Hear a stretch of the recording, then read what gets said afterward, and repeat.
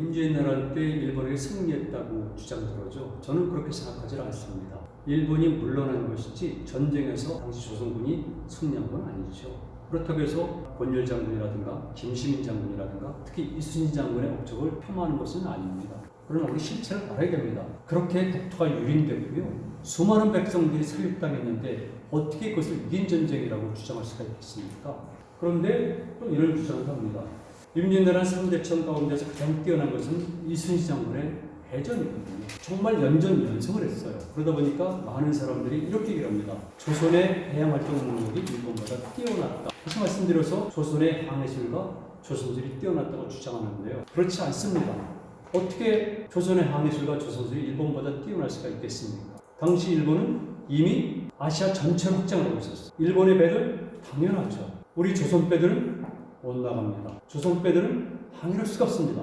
원형 항해를. 여러분 실체를 아셔야 돼요. 이순신이라는 천재와 그리고 그의 애국심이 전쟁을 승리로 이끈 것이지 결코 조선의 해군 능력이 또는 해양활동 능력이 뛰어난 것은 아닙니다. 일본 보세요. 일본은 이미 1549년부터 서구 세력들과 직접 교류를 하게 됩니다. 그래서 많은 사람들이 오게 되면서 이미 임진왜란 이전에도 서양의 무기를 받아들이죠. 혹시 여러분 카스테라 좋아하세요? 카스테라는 어느 나라 음식인 줄 아십니까? 카스테라. 그거 포르투갈 빵입니다. 빵. 이거 포르투갈 음식이에요. 그 외에도 많은 음식들이 서양에서 들어오는 겁니다. 그런데 이들은 단순한 것이 아니죠. 제가 한 20년도 더 된 것 같아요. 오이타현에 갔는데요. 그 박물관에 가보니까 1582년에 오이타현에서 소년들을 파견을 해요. 로마로. 이때 4명의 소년이 가서 유럽을 보고 그것이 당시 유럽 신문, 제가 보면 독일 신문이었었는데요. 신문에 난 기사가 있었습니다. 아니 일본은 이미 이 시기에도 어린 소년들을 유럽에 파견했나? 놀라운 일이죠. 그때 우리는 어땠습니까? 더 놀라운 사실 말씀드릴까요? 1592년에 전쟁이 시작해서 그다음 7년 전쟁이 끝났죠. 그런데 1604년에 도쿠가 이에야스가 주인장이라고 줍니다. 배들에게. 뭐냐면 붉은 도장이 찍힌 문서인데요. 이것만 갖고 오게 되면 무효할 수가 있어요. 그래서 이 주인장을 가진 배들을 주인선이라고 부르는데 우리가 흔히 알고 있는 일본과 조선 사이, 일본과 중국 사이가 아니라 동남아 바다까지 나가서 무역을 하는 겁니다. 그러다 보니까 여러분들이 보시는 것처럼 베트남 다낭에 가면 후이안이라는 곳이 있는데요. 후이안 지금 한국 사람들이 무지하게 많이 갑니다. 지금 한국 사람들이 가장 많이 가는 곳이 베트남의 다낭이거든요. 다낭에 가면 당연히 가는 곳이 호이안 마을이에요. 이 마을은 일본인들이 집단 거주지가 있어서요. 우리 관광 가면 볼 수가 있어요. 가서 봤을 때 이것이 일본의 해양 진출 그리고 우리가 어떤 연관이 있는가를 아셔야 되는 거거든요. 그리고 거기서는 일본의 도자기들이 엄청나게 발견이 됐죠. 또 있습니다. 태국에 가면 아유타야라고 해서 아유타야. 이게 인도에 있는 아요디아랑 연관이 되는데요. 아유타 왕국이 있습니다. 거기에도 일본인들이 망했었고요. 무사들이 고작 있었습니다.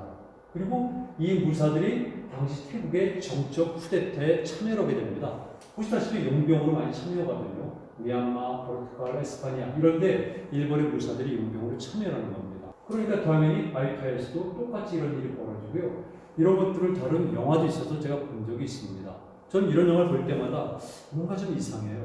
우리는 당연히 조선 내에서 한 발짝도 못 움직였는데 어떻게 일본은 이런 일이 있을 수 있을까? 그렇잖아요. 그리고 일본이 왜 그런 것이 여러분들이 생각하는 것처럼 그냥 좀도둑 같습니까? 아니에요. 명나라가 쓰러진 이유 중에 하나가 뭡니까? 일본의 외국 때문에 그렇죠. 명나라가 당시 임진왜란 때 구원군 온 이유가 뭡니까? 바로 그것 때문에 그렇죠. 그만큼 일본에는 막강한 전투력과 그 다음에 경제력, 좀 무역 집단이거든요. 그런 거 아셔야 돼요. 자, 또 보죠. 이게 당시 사용됐던 배들인데요. 저 일본의 기요미즈 테라에서 찍은 겁니다. 조금 전에 보여드렸죠? 주인선들이 이렇게 일본에서 출발해가지고 대만, 필리핀 우선선, 필리핀 그리고 보르네오 여기가 그 유명한 해협 아니겠습니까? 지금 말레이 반도와 수마트라 사이에 있는 말라카 해협 여기를 통과하는 것이 일본의 주인선들입니다. 그때 우리는 임진왜란이 끝나고 일부에서는 전쟁에 승리했다고 자처하면서 조선 통치사라는 이름으로 일본에 가서 거드름을 피우면서 일본을 비하는 글들을 쓴 사람들이 있습니다. 자, 더 놀라운 사실. 제가 이런 말씀을 드리면 모든 사람들이 놀래고요. 우리 학생들도 정말 그럴까 합니다. 여러분 보실래요? 자, 1613년입니다. 샌다이곤이죠. 동경 위쪽에. 이 번에서 180명의 사절단을 파견하는데 그들이 어디를 갑니까? 유럽의 로마를 가요. 어떻게 갑니까? 이 사람들은 그 당시 갈레온선이니까 주로 스페인, 에스파냐 계통의 배 형태겠죠. 그래서 마닐라항을 이용해서 필리핀을 간 거예요. 그 다음에 태평양을 건넙니다. 그리고 멕시코에 도착하니까 당시 멕시코의 부임금이 와서 영접을 해요. 거기서 행사를 하고 다시 대성을 건너서 스페인에 도착합니다. 에스파냐. 그리고 로마까지 가서 교황 바오 5세를 알립니다. 자, 여러분 보세요. 1613년에 파견해서 1615년에 교황을 만납니다. 일본인들은 태평양을 건너고 그리고 대서양을 건넜어요. 제가 지나치게 표현한지 모르겠지만 그때 우리 조상들은 세계를 모르고 있었어요. 하다못해 오키나와 유구국도 가지 않았습니다. 표류인들을 빼놓고는 조선은 단 2번밖에 유구국에 사신을 파견하지 않아요. 이런 나라가 어떻게 잘 살 수가 있습니까? 놀라셨죠? 그런데 일본도 역시 이렇게 기독교를 금지하는 영을 내리고 함선 제도를 금지하고 주인선의 타격을 금지하고 그러면서 세국 정책을 쓰게 되는 것이죠. 그런데 사람들이 이렇게 또 오해합니다. 일본도 세국 정책을 썼다. 조선도 세국 정책을 썼다. 그리고 중국도 해군 정책을 썼다. 이래서 똑같이 생각해요. 중국과 일본과 조선은 다른 겁니다. 중국도 남쪽을 개방해서 끊임없이 동남아시아, 인도를 거쳐가지고 서쪽까지도 교류를 했고요. 일본도 마찬가지입니다. 일본은 직접 유럽 세력과 교류하거든요. 제가 말씀드렸잖아요. 카스테라, 이거 포르투갈이라고. 참 일본 사람들 보면 현실적으로 대단해요. 맞고는 일단 세국 정책을 써야 됩니다. 왜 그러냐면 기독교가 들어와서 일본의 신앙 체계를 파괴하고요. 그 다음에 농민들에게 어떤 주인의식을 심어줘서 막부 체제를 위협을 하는 겁니다. 정치인 입장에서는 당연히 그걸 배격해야죠. 그런데 경제적으로 볼 때 당연히 이건 필요한 겁니다. 그러다 보니까 묘수를 내게 돼요. 어떻게 보니까 일단 나가사키 항 중에서도 대지마라는 인공섬을 만들어요. 대지마는 대심화. 그러니까 반찬 출도니까 바깥으로 나가는 섬이 인공섬을 만들어요. 부채꼴 모양으로. 그리고 그 안에 이렇게 집을 짓고 있는데 여기에만 사람들이 거주하게 되는 겁니다.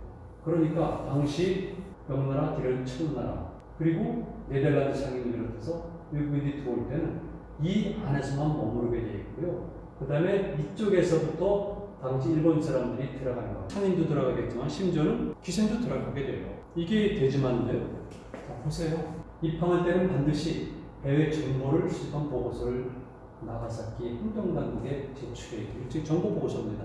이게 얼마나 대단합니까? 우리처럼 꽉 막은 것이 아니라 일본은 받아들일 거 다 받아들이는 겁니다. 그뿐만이 아니라 너희들 올 때는 그냥 와서는 안 된다. 반드시 세계 정세에 관한 온갖 정보들을 작성해서 제출하라는 거죠. 이게 얼마나 현명합니까? 이런 것들은요, 당연한 거예요. 전 세계가 다 이런 방식을 썼습니다. 제가 등소평이 경제특구 정책을 쓴 것을 보고 이런 이론을 얘기했거든요. 아, 이건 아마도 예전에 당나라 시대에 있었던 신라방이라든가 페르시아인들이죠. 파사방을 모델했을 것이다. 당연한 겁니다. 그러니까 자기 체제에 위협이 안 될 정도는 외국 문물을 받아들이니까 일정한 거주 공간을 만들어 놓고 그 안에서는 온갖 자유롭게 모든 행위가 이루어지는 겁니다. 이게 요즘 말로 뭡니까? 일종의 특구가 되는 거예요. 당연히 일본은 나가사키, 그 중에서 대지마를 특구로 만들어서 서구 문화를 계속해서 받아들이니까 조선보다는 훨씬 더 발달한 거죠. 19세기 말, 20세기 초 많은 외국인들이 당시 조선을 여행하면서 기행기를 납니다. 여러분, 그들이 쓴 것 중에서 좋은 것만 자꾸 생각하지 마세요. 그들이 얼마나 조선세를 후진적으로 비판했는가, 그리고 조선세가 얼마나 부정부패가 심했는가, 백성들이 그 때문인지 모르겠지만은 그리고 노동의 의욕을 상실하고 있다는 것도 샅샅이 기록되어 있잖아요. 그리고 얼마나 멋스럽습니까? 반면에 일본은 아니잖아요. 세계에서 상하수도 시절이 가장 잘 되는 나라, 그것은 바로 에도였었어요. 동경이죠. 그리고 일본의 예술은 워낙 뛰어났기 때문에 일본 예술, 그 중에서도 그림 같은 경우는 유럽에 직접 영향을 줬지 않습니까? 유럽에서 인상파가 탄생되는데 큰 역할을 하는 것이 바로 일본의 그림들이에요. 부세라고 그러죠. 여러분 잘 아시는 사람이죠. 모네라든가 마네라든가, 특히 고 같은 사람들은요, 우리말로 표현하면 친일파들이에요. 그만큼 일본은 문화적으로 뛰어났던 나라입니다. 이런 문화를 보고 조선 통치자들이 가서 성리학적 지식이 자기들보다 못하다는 이유를 가지고 일본을 야만의 나라라고 평가하는 거죠. 근데 제 생각에는요, 그것도 잘못된 거예요. 일본이 주작적 지식이 왜 뒤떨어집니까?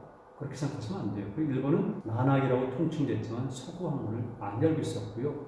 일본의 불교도 대단히 뛰어났던 겁니다. 여러분, 9세기 직후부터 시작됐던 일본의 불교도 굉장히 뛰어났어요. 있는 그대로 보는 게 중요합니다. 정말 우리가 일본 실태면은 또는 일본을 이기고자 한다면은 일본의 실체를 정확히 아는 게 필요하죠.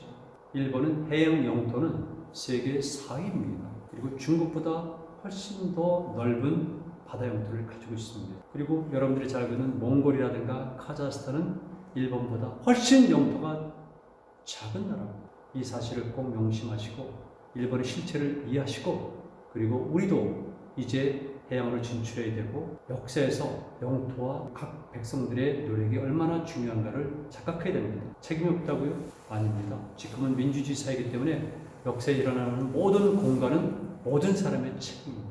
고맙습니다.